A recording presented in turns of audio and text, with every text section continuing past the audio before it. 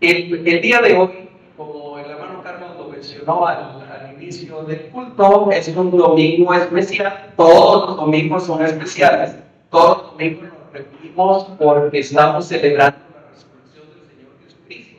Cada domingo es un día de fiesta, cada domingo es un día en el que tenemos una celebración. Y esa celebración es que el Señor Jesucristo se levantó de entre los muertos y porque Él vive, nosotros también vivimos. Pero hay algunas fechas que son particularmente especiales porque la palabra de Dios nos lleva a recordar algún evento que en este caso fue un evento único, como en otros eventos que celebramos. A ver, vamos a hacer nuevamente como hace 8 días un poquito de cuentas en cuanto a las fechas en las que estamos. Hoy estamos a... Ya se me olvidó la fecha. 24.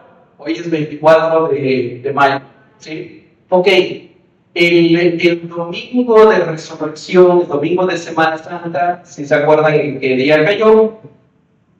¿Alguien se acuerda qué día cayó el domingo de resurrección de la pasada Semana Santa? 5 de abril, gracias hermano. 5 de abril, ok.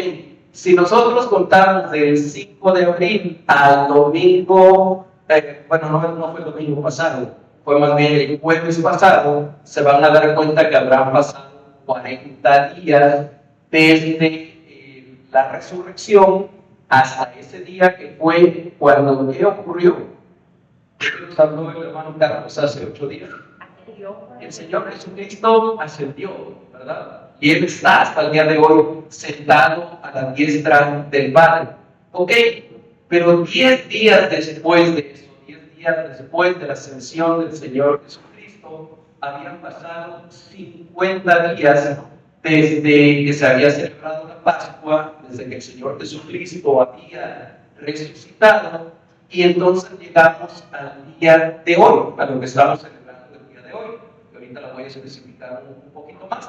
Pero bueno, hoy estamos celebrando el domingo de Pentecostés. Les quiero preguntar, ¿cuántos habían escuchado la palabra Pentecostés antes? ¿Pueden levantar su mano? ¿Quiénes habían escuchado antes la palabra Pentecostés? No sean tímidos, hermanos, levanten la mano.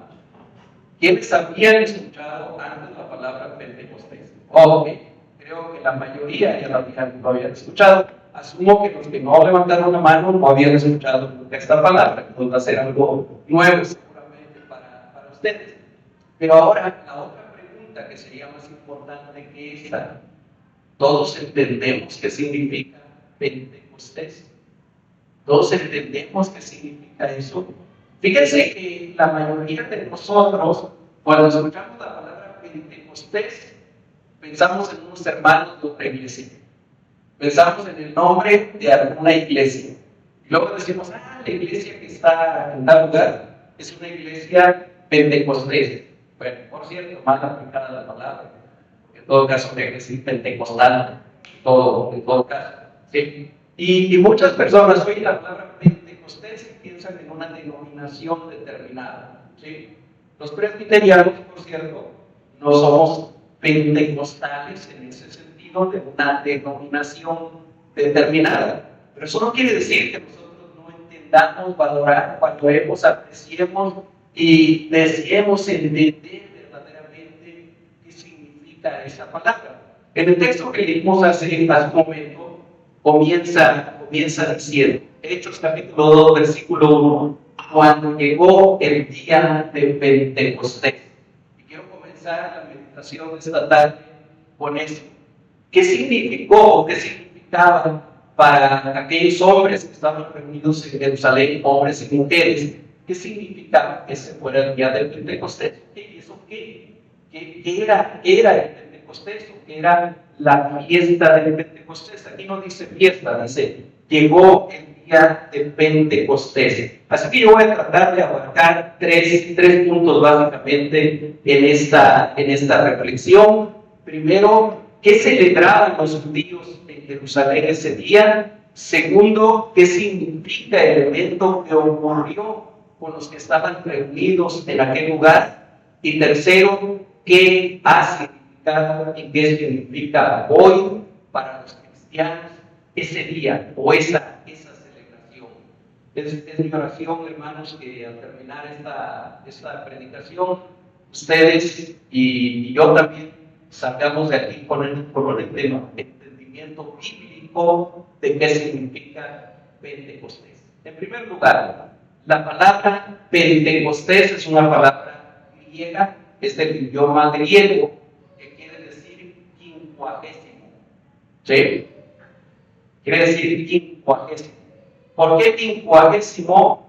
Porque era una fiesta judía que se celebraba exactamente a los 50 días después de la Pascua y que celebraban los judíos en ese día. Bueno, déjenme decirles antes de esto que de acuerdo con lo que está escrito en la ley de Moisés, los judíos tenían tres celebraciones, tres fiestas importantes que les llamaban fiestas de peregrinación, porque era prácticamente obligatorio para todos los judíos, por lo menos para todo el judío, venir a Jerusalén, no importa que vivieran en Roma, que vivieran en Egipto o que vivieran en cualquier otro lado. Ellos buscaban por lo menos 3 veces al año venir a Jerusalén, al templo de Jerusalén, a celebrar estas fiestas. ¿Cuáles eran estas 3 fiestas? Primero, la fiesta de los panes sin levadura, o más conocida como la Pascua. Segundo, la fiesta de Pentecostés, que no se llamaba así, ahorita puedo decir cómo se llamaba realmente. Y luego la fiesta de los tabernáculos, o el Sukkot. Las 3, de alguna manera, tenían que ver con cuestiones de tipo agrícola, de alguna forma. Recordemos que Israel era un pueblo principalmente agrícola y celebraban la bondad de Dios, la provisión de Dios a través de esas fiestas. Pero no solamente era la cuestión agrícola, tenía también un sentido espiritual, profundamente espiritual, como pueblo de Dios. Entonces, en esas 3 fiestas, a ver si las podemos recordar, eran la Pascua, Pentecostés y los tabernáculos. La fiesta de los tabernáculos, o Sukkot, si lo quieren decir en hebreo. Estas 3. Bien, este día, cuando comienza la narración de Hechos capítulo 2, estaban celebrando la fiesta de Pentecostés. Por favor, busquen sus Biblias rápidamente, así como si fuera grima bíblico. Éxodo capítulo 34, versículo 22. Éxodo 34, 22, y el primero que lo encuentre le voy a pedir por favor que se ponga de pie y lo lea en voz alta, con voz clara, fuerte. Éxodo 34, 22. Ya, la hermana Miriam ya le dio. No, ahí alguien más también, ya. Carito. Éxodo 34, 22.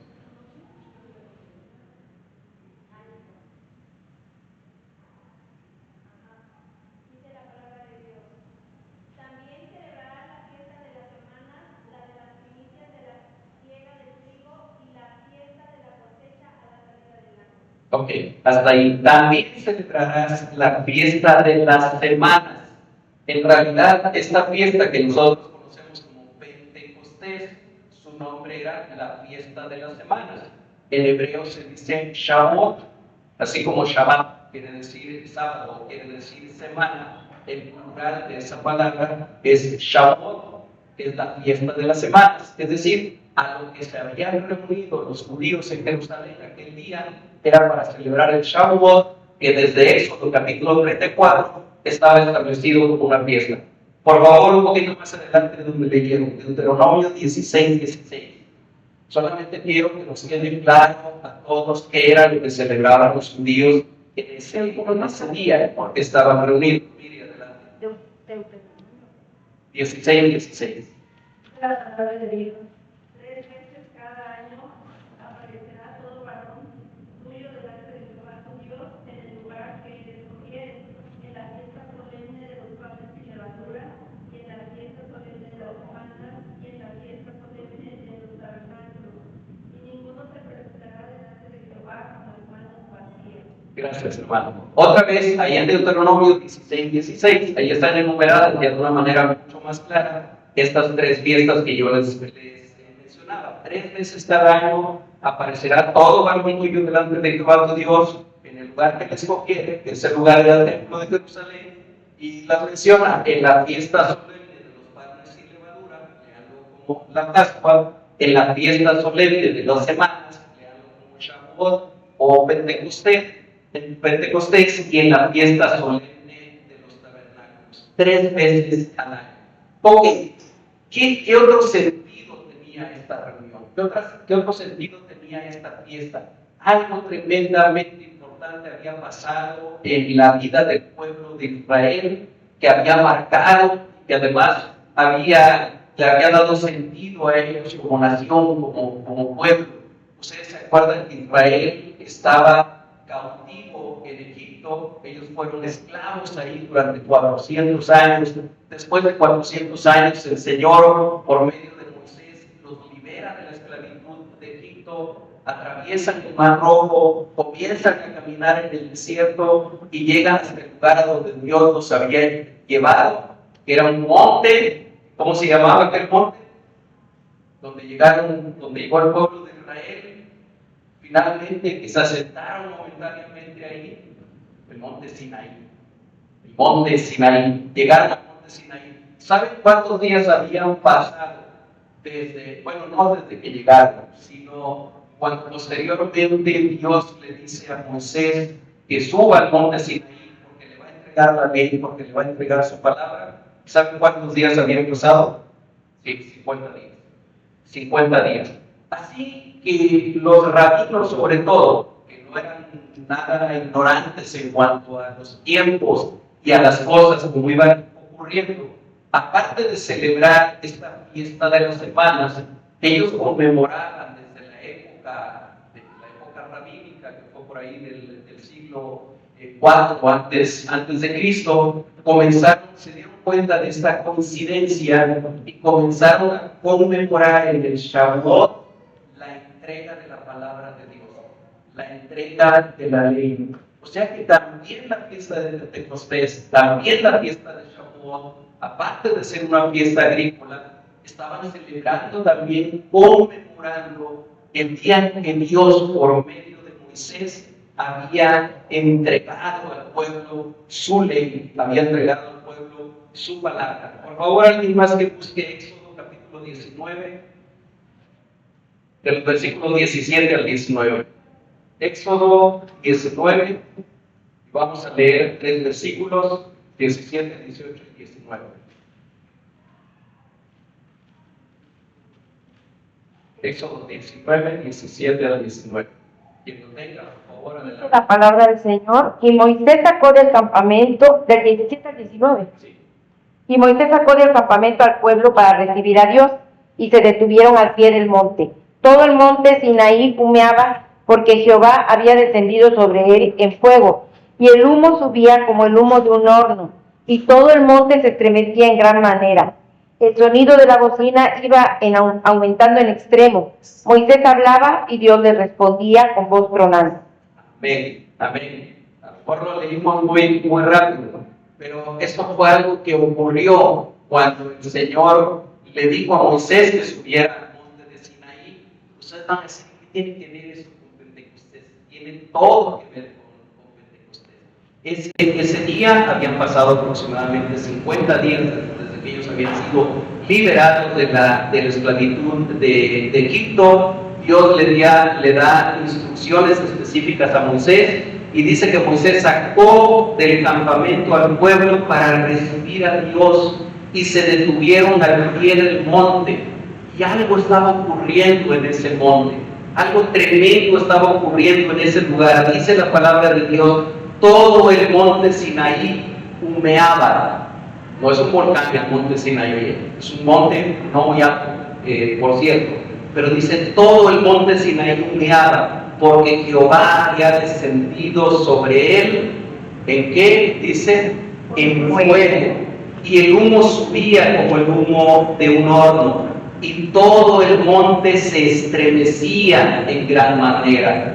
El sonido de la bocina iba aumentando en extremo. Moisés hablaba y Dios le respondía con voz tronante. Por favor, tengan presente por ahí ese pasaje, porque vamos a volver a él un poquito más adelante, y tengan presente estas palabras que dice: fue en fuego, todo el monte se estremecía en gran manera, Moisés hablaba y Dios le respondía con voz tronante. Y ahora, hermanos, regresen por favor mentalmente 2000 años atrás, ubíquense ustedes en la ciudad de Jerusalén, en un aposento alto. Estamos 120 hermanos ahí reunidos, 120 discípulos de Jesucristo, 120 hombres y mujeres. No solamente eran hombres, había mujeres también entre ellos. Están todos unánimes, juntos, están orando. ¿Qué había en su mente en ese momento? Eran judíos, recordemos que los 120 eran judíos. Es el Shavuot y ellos están reunidos orando en aquel lugar. ¿Qué había en la mente de aquellos judíos en ese momento? Estarían pensando: el Espíritu Santo va a ser derramado el día de hoy. ¿Ellos en qué pensaban? En lo que era para ellos la fiesta de Shavuot. Seguramente que tenían presente, y además sabemos por fuentes históricas, que esta lectura que nosotros hicimos ahorita de Éxodo capítulo 19 es una de las lecturas que se hacía precisamente, se sigue haciendo en la fiesta de Shavuot. Precisamente recuerdan eso, recuerdan cuando Dios descendió en el monte Sinaí, recuerdan cuando Dios le entregó su palabra a Moisés para que Moisés se la diera al pueblo. Así que eso era lo que había en la mente de aquellos judíos, de aquellos hombres y mujeres. Y dice que estaban todos unánimes, juntos. ¿Se acuerdan que yo les decía hace un par de semanas? No hay ninguna palabra en la Biblia que esté de más. Todas las palabras están ahí porque Dios las puso. Nosotros creemos en la inspiración literal de la Escritura, en la inspiración verbal de la Escritura. Nosotros creemos que Dios inspiró cada una de las palabras que están en la Escritura, así que ninguna está de más. Y nos dice, pareciera repetitivo, pareciera que así como redundante, estaban todos. Ya con que nos hubieras dicho que estaban todos, Lucas fue el que escribió Hechos, con que nos hubieras dicho que estaban todos, nos queda claro, pero nos dice que estaban todos unánimes, juntos. ¿Sí? ¿Qué me dice a mí el que estaban todos? Es que ese era todo el grupo de discípulos que había. ¿Cuántos miembros tenía la iglesia de Jerusalén aquel día de Pentecostés, año 29 probablemente? Tenía 120 miembros la iglesia. 120 miembros perseguidos, atemorizados, que no sabían qué era lo que iba a pasar con ellos, pero miren, nos dice que estaban unánimes. ¿Qué quiere decir la palabra unánime? En un solo pensamiento, en un solo sentir, en una sola idea. Estaban todos con lo mismo en su corazón. No es que unos estuvieran pensando en que los frijoles a lo mejor se les estaban quemando allá en la casa. Bueno, creo que no comían frijoles ellos. Pero no es que unos estuvieran pensando en una cosa y otros en otra cosa. Ellos estaban unánimes. Y esto de estar juntos, la palabra no implica solamente el estar físicamente uno cerca del otro, sino implica también esa unidad espiritual, esa unidad de propósito. Sabemos que eran 120, porque unos versículos antes en el capítulo 1 nos dice eso, y sabemos también que los que se reunían eran a orar. O sea que aunque aquí no nos los diga Lucas, pero ya nos los había dicho antes, que estaban reunidos y estaban orando. Entonces, cuando llegó el día de Pentecostés, estaban todos unánimes, juntos. Yo espero que en este punto en el que vamos, ya todos tengamos claro qué celebraban los judíos aquel día, en qué consistía esa fiesta y por qué había tanta gente en aquel lugar. Ahora, ¿qué significa el evento que ocurrió con los discípulos? Miren, en los versículos de 2 al 4 nos dice que de repente, eso significa súbitamente, cuando nadie lo esperaba, ocurrieron 4 eventos que voy a tratar de enumerar rápidamente. Ocurrieron 4 cosas. Número 1, vino del cielo un estruendo, algo así como el ruido de un viento recio y ese ruido llenó todo el lugar donde estaban los 120 discípulos. ¿Se acuerdan? Por favor, no pierdan de vista el monte Sinaí, no pierdan de vista Éxodo capítulo 19. Traten de ir encontrando las similitudes entre lo que ocurrió en aquella ocasión y lo que estaba ocurriendo ahora en Jerusalén. Vino del cielo un estruendo, algo así como el ruido de un viento recio, y ese ruido llenó todo el lugar. Estoy seguro que aquel lugar se cimbraba aquel lugar donde ellos estaban reunidos. Número 2, se aparecieron lenguas como, y resalto la palabra como de fuego, que se asentaron, se pusieron sobre cada uno de ellos. Dice ahí en el versículo 3. Por favor, no entendamos que había fuego literalmente, lo cual aparentemente sí había en el monte Sinaí, porque aquí Lucas es cuidadoso de decirnos como de fuego. Tenía la apariencia como de lenguas de fuego, como llamas, me imagino yo, y cada una de ellas se asentaron sobre cada una de las 120 personas que estaban ahí. Ustedes recuerdan cuando el Señor Jesucristo fue bautizado por Juan el Bautista en el río Jordán, que algo ocurrió también ahí. ¿Se acuerdan que algo descendió del cielo también? Y el Evangelio de Juan nos dice que algo como una paloma, algo como un aspecto de paloma, y que se asentó sobre de él. ¿Saben que la palabra que se usa en un pasaje y en este es exactamente la misma palabra? De la misma manera que nos habla de cómo aquella como paloma se asentó sobre el Señor Jesucristo, así nos habla también de que estas como lenguas o como llamas de fuego se asentaron sobre cada uno de los discípulos que estaban ahí reunidos. Número 3 de las cosas que ocurrieron: todos y cada uno de ellos fueron llenos del Espíritu Santo. Habrá que explicar esto un poquito más adelante, pero el versículo 4 de Hechos capítulo 2 nos dice: y fueron todos llenos del Espíritu Santo. Y número 4 de lo que nos dice: comenzaron a hablar en otras lenguas, es decir, en otros idiomas, según el Espíritu les daba que hablasen. Hermanos, esto es lo que dice el texto. Ahora permítanme hacer un brevísimo comentario sobre el significado de cada uno de estos eventos e ir haciendo algunas precisiones. En primer lugar, el estruendo fuerte y algo como con apariencia de llamas de fuego son sin duda una teofanía. ¿Sí? ¿Podrían repetir la palabra teofanía? Teofanía. Les consta que yo no hago mucho eso, pero hay palabras que yo quisiera que se les quedaran. Era una teofanía. ¿Qué es una teofanía?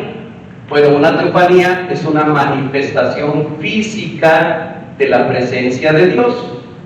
¿Alguien se acuerda? En el libro de Éxodo, debe ser por ahí de los primeros capítulos, cuando Moisés andaba por ahí apacentando las ovejas, y de repente vio por ahí a lo lejos una zarza que estaba ardiendo, que estaba en llamas, y que de repente Jehová, bueno, quien después se presentaría como el yo soy el que soy, le comienza a hablar desde esa llama. Bueno, esa era una teofanía.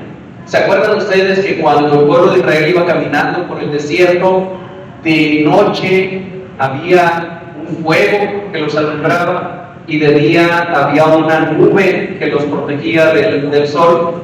Esa es una teofanía, es una manifestación visible de la presencia de Dios, visible o audible, o visible y audible. Por lo tanto, esto que estaba ocurriendo en aquel aposento alto en Jerusalén el día de Pentecostés es una teofanía también. Ese estremecimiento, ese ruido como de viento fuerte, esas como llamas de fuego que se asentaron sobre cada uno de ellos, por supuesto que nos recuerda al monte Sinaí. Por supuesto que lo que ocurría en el monte Sinaí en aquella ocasión de Éxodo 19 era también una teofanía, era la misma presencia de Dios. Pero aquí hay otro detalle bien hermoso.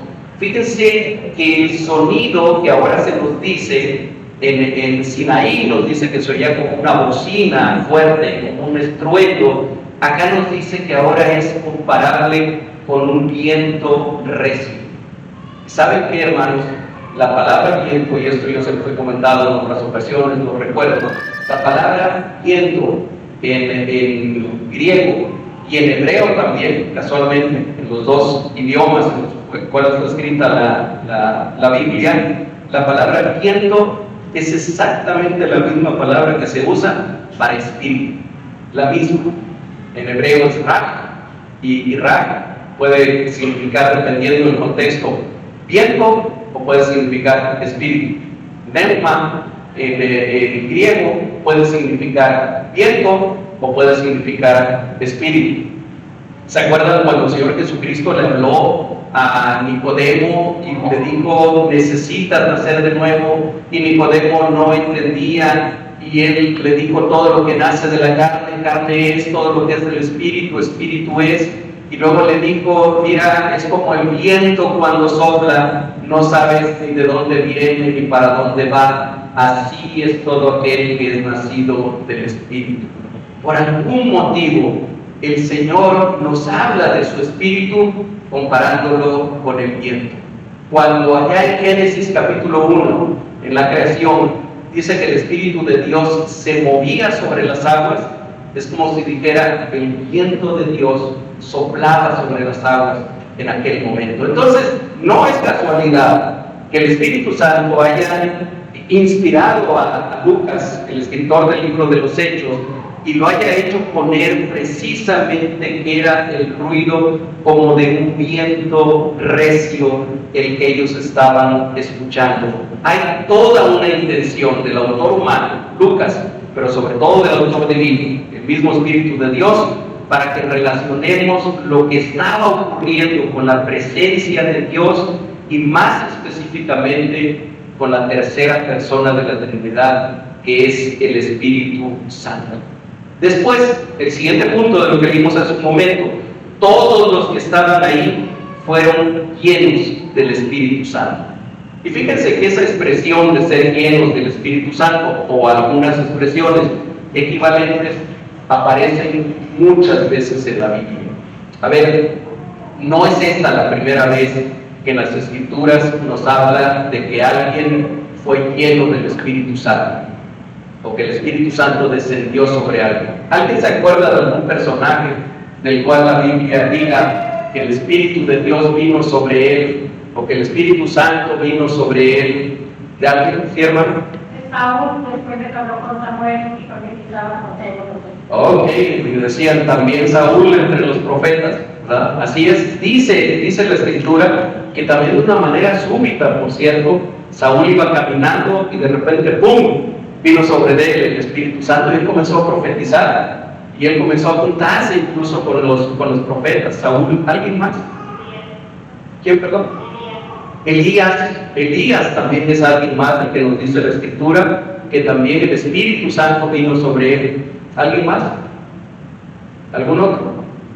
Hay un montonal. Bueno, Gedeón, Jueces capítulo 6, el mismo David, también, el mismo Samuel, también. Hay muchas veces y muchos personajes en los cuales esta expresión es usada. ¿Qué es lo que yo quiero resaltar aquí?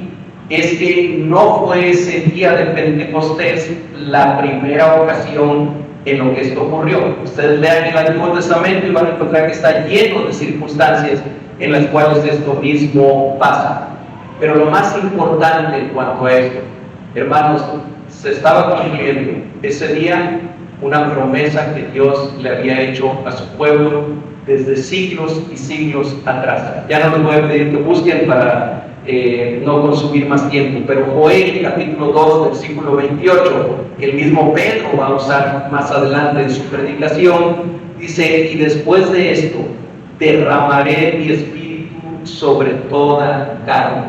Isaías capítulo 32 versículos 15 dice: hasta que sobre nosotros sea derramado el espíritu de lo alto y el desierto se convierta en campo fértil y el campo fértil sea estimado por bosque. A mí me encanta ese versículo, me encanta lo que dice. Dice, hasta que el Espíritu sea derramado sobre de nosotros. ¿Y qué va a pasar entonces? Dice, y el desierto se convierta en campo fértil, y el campo fértil sea estimado por bosque. Lo que estaba seco como el desierto florece, lo que ya de por sí estaba floreciendo como un campo fértil, ahora es tan abundante que es considerado como bosque. Ezequiel capítulo 37, versículo 14, lo leíamos también hoy en la mañana, por cierto. Y pondré mi espíritu en vosotros, y viviréis, y os haré reposar sobre vuestra tierra, y sabréis que yo, Jehová, hablé y lo hice, dice Jehová. Y pondré mi espíritu en vosotros. ¿Se dan cuenta, hermanos, cómo tanto a través de Joel, como de Isaías, como de Ezequiel, y por cierto que otros profetas también, había una promesa de parte de Dios, que un día su espíritu sería derramado, como dice el profeta Joel, sobre toda carne. Ya no nada más sobre los reyes como Saúl o como David, ya no nada más sobre los profetas como en el caso de Elías o en el caso de Eliseo, sino dice sobre toda carne. Va a llegar un día en que yo voy a derramar de mi espíritu sobre toda carne. Pero hermanos, no solamente es la promesa que Dios había hecho en el Antiguo Testamento. ¿Quién más había prometido el Espíritu Santo? El Señor Jesucristo. Lean ustedes el Evangelio de Juan, capítulo 14, capítulo 15, donde el Señor una vez y otra vez le dice a los discípulos, y yo voy a mandar otro consolador. Les conviene que yo me vaya, porque si yo no me fuera, el otro consolador no vendría. El Espíritu de verdad que les va a recordar cada una de las palabras que yo les he hablado.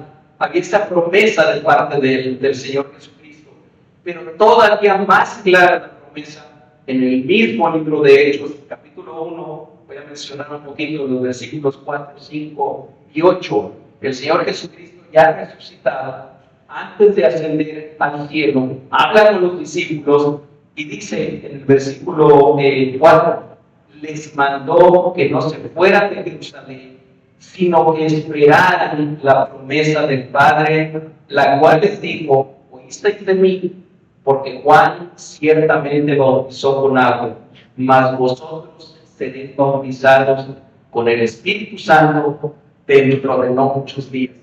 Hermanos, estas son palabras que el Señor Jesucristo dijo cuando iba a ascender al cielo. O sea, que ¿cuántos días habían pasado de que Jesús lo dijo a esta fiesta de Pentecostés? 10 días.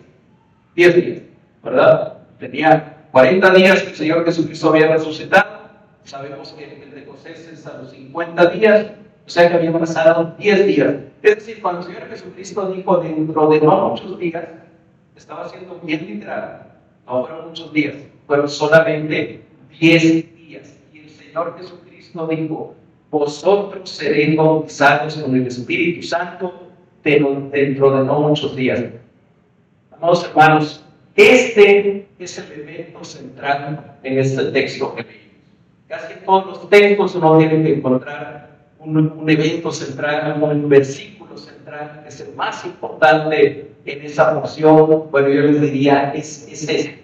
Este es el evento central en este texto. Esto es en lo que deberíamos poner énfasis, porque este hecho marcó el inicio de una nueva era, que es en la que nosotros vivimos todavía el día de hoy. Este evento, el derramamiento del Espíritu Santo, el que el Espíritu Santo haya venido sobre aquellos 120, el que se haya estremecido a aquel lugar, el que como lenguas de llama, de fuego, se hayan repartido sobre cada uno de ellos, este evento marcó el nacimiento de la iglesia de Jesucristo. Si nosotros tuviéramos que celebrar un cumpleaños de la iglesia, tendrá que ser el día de hoy. De la iglesia universal, pero estoy hablando de la iglesia de Jesucristo en general, tendría que ser el día de hoy. Algo pasó ese día, sabemos por supuesto que ocurrió, pero algo marcó una tremenda diferencia. Miren, un hombre que había estado unas cuantas semanas antes, más concretamente 7 semanas antes, lleno de pavor, lleno de miedo, y que incluso su miedo lo había llevado a negar no una ni dos, sino 3 veces a su Señor y decir: yo no lo conozco, yo no conozco al hombre. Este hombre todo temeroso es el mismo que un poquito más adelante de lo que nosotros estamos predicando hoy se levanta, se pone en pie delante de ella toda la multitud que estaba allí alrededor y da el primer sermón cristiano de la historia. Obviamente estoy hablando de Pedro. Da el primer sermón cristiano de la historia. ¿Y cuánto se convierte en ese día? 3,000. ¿Sí? Fíjense que otro dato bien interesante. Por eso les digo que esta liga que hay entre el monte Sinaí y el evento de Pentecostés. ¿Ustedes se acuerdan cuando Moisés bajó del monte Sinaí? ¿Con qué se encontró? ¿Qué estaba haciendo el pueblo? Perdón, no entendí. Ok, habían hecho un becerro de oro y estaban adorando aquel becerro de oro. ¿Sí?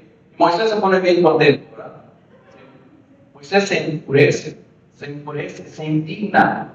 Y fue la indignación tan grande de parte de Moisés, que era la indignación de Dios también, porque el pueblo estaba cayendo en idolatría, que él dijo: ¿quiénes están con Jehová? ¿Y quiénes están conmigo? Y se acuerdan de una tribu completa que se pasó de se puso a su lado en ese momento.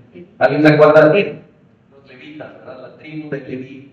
Y luego viene un pasaje que a lo mejor no es muy agradable de recordar, pero Moisés le dijo a cada uno de los que hicieron esto: vayan y mátenlos.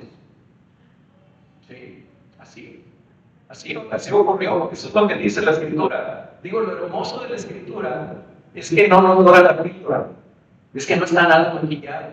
Hay pasajes bien cruentos y que uno dice: wow, bueno, así dice. ¿Cuántos murieron en aquel día?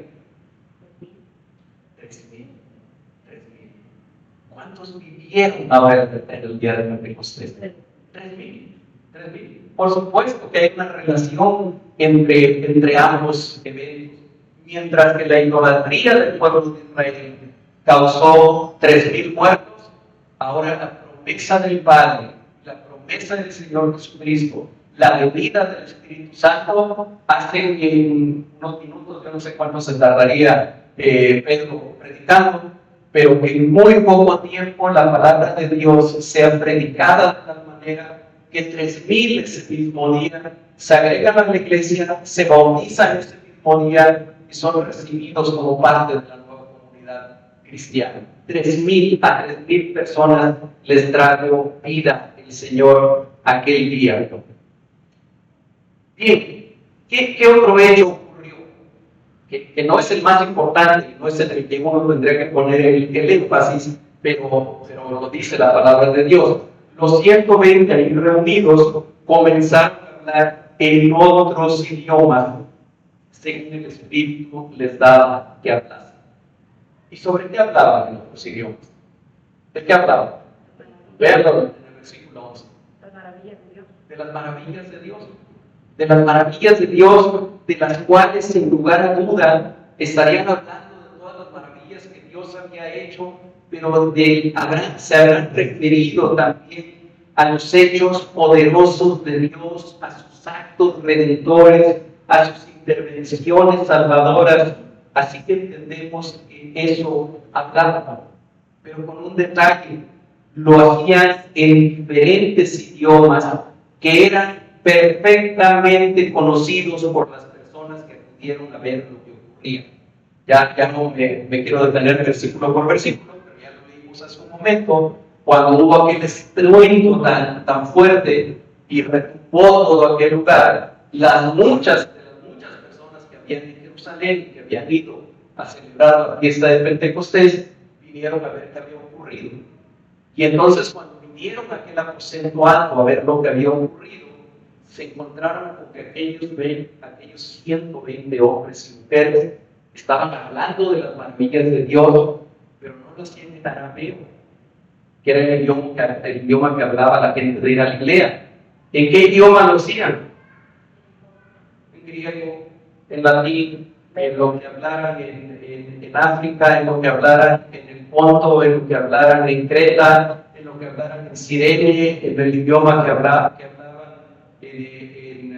en Partia, los elamitas, en cada uno de esos idiomas ellos estaban hablando de las maravillas de Dios. Ellos estaban expresando las maravillas de Dios en los idiomas no desconocidos o no desconocidos, perfectamente conocidos por aquellos que estaban alrededor. Aquellos asombrados y dijeron, no son todos estos galileos. Entonces, ¿cómo los oímos cada uno de nosotros hablar en nuestro propio idioma? ¿Cómo pues les oímos nosotros hablar cada uno en nuestra lengua en la que hemos nacido? Partos, medos, elamitas, los que habitamos en Mesopotamia, en Judea, en Capadocia, en el Ponto, en Asia, en Frigia. ¿Alguien ha contado de cuántos lugares ha hablado aquí? No los conté ahorita, yo ya los conté por ustedes. Son 15. Y fíjense, lo interesante es que en el Imperio Romano, en aquel tiempo, se hablaban aproximadamente, dicen las fuentes que yo consulté, aproximadamente unos 35 idiomas diferentes. Miren, la fuente de la que me estoy refiriendo no es una fuente cristiana, es una fuente histórica. Dice que se hablaban más o menos 35 idiomas, pero de los cuales los más importantes eran como 15 idiomas. De 12 a 15 eran los más importantes. Los idiomas más importantes eran el latín, que era el que se hablaba en Roma, y el griego, que era, digamos, que el idioma así cultural. Pero aparte hablaban muchas otras lenguas. Las más importantes eran 15, casualmente. ¿Qué nos está haciendo aquí la palabra de Dios? ¿A quiénes creen ustedes que representaban aquella multitud? No nos dice la palabra cuántos eran, pero eran muchos que vinieron a escuchar lo que estaba pasando, a ver lo que estaba pasando. ¿A quiénes creen que representaban cada uno de ellos? ¿A quién se les ocurre? A todo el mundo. A todo el mundo. Otro detalle interesante es que, bueno, está lleno de riqueza este pasaje, es que el orden en el que se va diciendo, a ver, ¿cuál es el primero que nos menciona? Partos, medos, elamitas.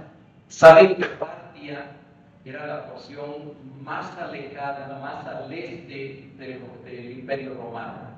Y de ahí, el orden en los que lo va mencionando es viniendo del este al oeste. No es casual tampoco, no es que a Lucas se le haya ocurrido nada más ponerlo así.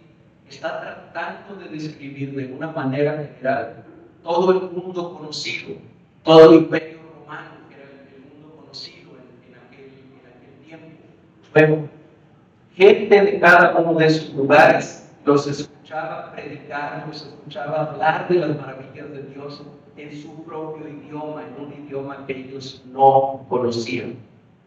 Última comparación que necesito hacer, porque es tremendamente importante para que nosotros comprendamos el sentido de Pentecostés. ¿Alguien se acuerda de lo que ocurrió, bueno, de lo que habla Génesis capítulo 11, un evento muy famoso que ocurrió? Génesis 11, ¿qué pasó ahí? Los que empezaron a construir para llegar hasta el cielo. ¿Cómo se llamaba aquel? Se llamaba aquel. ¿Saben que Babel, geográficamente, donde se supone que estaba Babel, ¿verdad? No hay una identificación geográfica precisa, no la conocemos exactamente, pero es en la región de Partia, muy cerca de la región de Partia. ¿Qué pasó? Dice Génesis capítulo 11, voy a leer salteaditos algunos versículos, así que por favor escúchenme nada más, y después en su casa lean en su Biblia. Dice Génesis capítulo 11, versículo 1, tenía entonces toda la tierra una sola lengua y unas mismas palabras. Más adelante, versículo 4, y dijeron, vamos, edifiquémonos una ciudad y una torre, y hagamos un nombre. Versículo 6, y dijo Jehová, he aquí el pueblo es uno, y todos estos tienen un solo lenguaje, y nada les hará desistir ahora de lo que han pensado hacer. Ahora pues descendamos y confundamos su lengua para que ninguno entienda el habla de su compañero. Así los esparció Jehová desde allí sobre la faz de toda la tierra. Hermanos, este lugar llamado Babel, les decía, muy cerca de Babián, casualmente, ahí comenzó el primer y gran éxodo de la humanidad. Sus lenguas fueron confundidas como resultado del pecado, como resultado de su soberbia, como resultado de su orgullo. ¿Qué pasa en Babel y qué pasa en Jerusalén en el día de Pentecostés? ¿No encuentran una relación entre ambos eventos? En aquella ocasión, el éxodo de la humanidad, la dispersión de la humanidad, la confusión de lenguas de la humanidad comenzó en aquel día como resultado del pecado del hombre. ¿Qué ocurre ahora en Jerusalén en el día de Pentecostés? Que tal parece que aquello se borra, tal parece en primer lugar que aquello de que nadie se entiende, ahora resulta que todos le entienden al otro, que aunque hablan diferentes idiomas, ahora comienzan a entenderse. Tal parece que aquella humanidad que fue dispersa por todos lados, ahora viene y se reúne por el poder del Espíritu Santo que estaba siendo derramado en aquel momento. Tal parece que la confusión en aquel momento termina y los que hablan de la vida les empiezan a entender a los galileos, y los que hablan latín y los que hablan griego les empiezan a entender a las mujeres que están adorando a Dios en aquel idioma que ellos conocen perfectamente bien. Hermanos, el significado y uno de los muchos significados que tiene Pentecostés es que el evento ocurrido aquel día fue el inicio de la restauración de todas las cosas. El inicio de la restauración de todas las cosas. Comenzando porque en lugar de confusión de lenguas como en Babel, hubo un entender milagroso de aquellas personas que representaban a judíos y a no judíos, a judíos y a gentiles que simbólicamente estaban representando a todo el mundo conocido en aquel momento. ¿Ven cómo Pentecostés no es solamente que la gente comience a hablar en otra lengua diferente? Tiene un sentido tremendamente profundo. Tiene el sentido de que la restauración que Dios va a consumar un día de todas las cosas, hermanos, ya comenzó. Y un símbolo de aquello fue que aquellos hombres de 15 naciones diferentes comenzaron a entender las maravillas de Dios en su propio idioma. Llegó al tercer punto. ¿Qué significa hoy para la iglesia de hoy? ¿Qué significa hoy para los cristianos aquel evento que ocurrió? Bueno, el día de hoy, Pentecostés, significa para nosotros, en primer lugar, el cumplimiento de una de las promesas que Dios había hecho al pueblo de Israel y el cumplimiento del anuncio que hizo Jesús a sus discípulos en el aposento alto, en otro aposento alto, la noche que fue entregada, que Él enviaría a otro consolador, el Espíritu de verdad que estaría no solo con ellos, sino en ellos. Así que, hermanos, Pentecostés para nosotros es la evidencia de que Dios cumple sus promesas, de que aquello que Dios anunció lo va a cumplir con toda seguridad. Pentecostés hoy nos recuerda que al ser creyentes en Jesucristo hemos sido bautizados como lo fueron inicialmente aquellos 120, en el sentido literal que tiene la palabra bautizo o bautismo, que quiere decir lavados y quiere decir sumergidos. Cuando el Señor Jesucristo anuncia y dice ustedes serán bautizados en el Espíritu Santo, por favor no lo entendamos como el bautismo que practicamos en agua. La palabra bautizo quiere decir lavado y quiere decir inmerso. ¿Qué está diciendo? Ustedes van a ser lavados por el Espíritu Santo, ustedes van a ser inmersos en el Espíritu Santo. Eso nos recuerda también Pentecostés. Significa también que nosotros hemos sido enviados a predicar lo mismo que aquellos 120 estaban predicando. A ver, hermanos, y yo sé que les está diciendo muchas preguntas, pero finalmente el Señor Jesucristo, ¿a cuántas personas capacitó completamente en los 3 años y medio de su ministerio? No a cuántos les predicó a multitudes, pero a cuántos capacitó. ¿A 13? Ok, a 12. A 12. ¿Cómo está sumando Pablo? Sí, ok, a 12. A 12. Finalmente, los hombres que capacitó el Señor Jesucristo para que continuaran la obra que él había venido a comenzar, fueron 12 hombres. ¿Cuántos habían reunidos en Pentecostés? 120. 120. No es casualidad. O sea, 10 veces más. Y a partir de ese momento, es más, ese mismo día, esos 120 se habían transformado en 3,000. O sea, que la iglesia ya estaba formada con 3,120 aquel mismo día. Hermanos, en el primer siglo de la era cristiana, la población de cristianos se multiplicó exponencialmente. Pasó de ese grupito de 12 a ser cientos de miles ya en todo el Imperio Romano. Y ha pasado el día de hoy de ser 12, 120 a ser millones y millones, miles de millones en todo el mundo que hemos escuchado el Evangelio de Jesucristo, que hemos recibido al Señor Jesucristo como nuestro Salvador. Y hermanos, nada de eso hubiera ocurrido si el Espíritu Santo no hubiera sido derramado sobre toda carne en aquel día. Hermanos, el mismo Espíritu que movió a Pedro para que se levantara y diera esa predicación, por cierto, la primera prédica cristocéntrica que hubo fue esta que dio Pedro. Ese mismo Espíritu que movió a Pedro, hermano, es el mismo Espíritu que está hoy en ti. Por favor, no lo perdamos de vista. Por favor, tengamos la fe para creer. El Espíritu Santo, si tú eres un creyente en Jesucristo, si no eres un creyente en Jesucristo, te aseguro entonces que no es así. Pero si tú eres un creyente en Jesucristo, si tú eres alguien que se ha arrepentido de sus pecados, que ha puesto su corazón delante del Señor, que ha derramado su corazón delante del Señor, si la sangre del Señor Jesucristo te ha limpiado de tu maldad, ha perdonado tus pecados, te ha resucitado, te ha traído de muerte a vida, hermano, yo te puedo asegurar, porque lo dice la palabra de Dios, que el Espíritu Santo hoy mora en ti.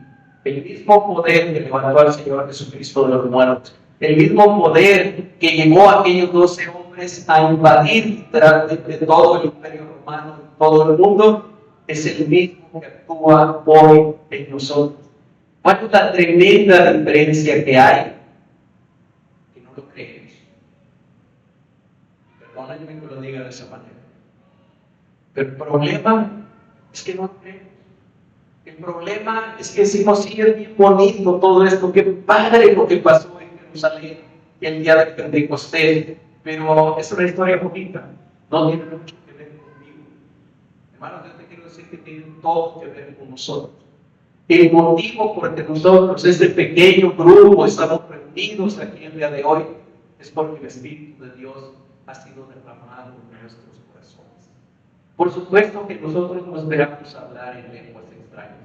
Por supuesto que nosotros no esperamos que en este momento se cimbre este lugar y se oiga como un viento recio y entonces comencemos a hablar, algunos en ruso, otros en chino y otros en alemán.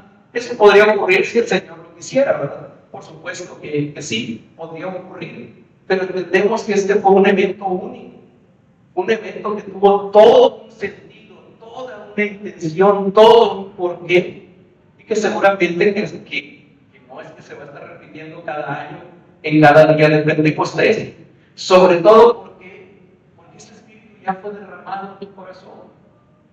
Será muy bueno que nosotros habláramos otro idioma. Sí. Bueno, y solamente nuestras hermanas tienen ese privilegio, bueno, sí, de hablar tres idiomas diferentes.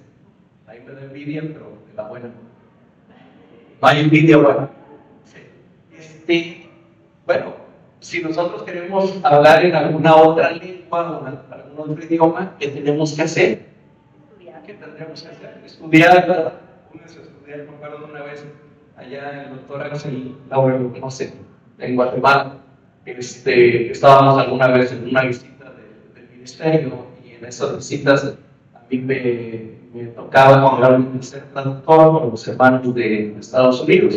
Y entonces en alguna reunión él dice, tenía una expresión muy típica allá de Guatemala y me decía, hermano, yo quisiera también aprender a hablar inglés como tú lo hablas.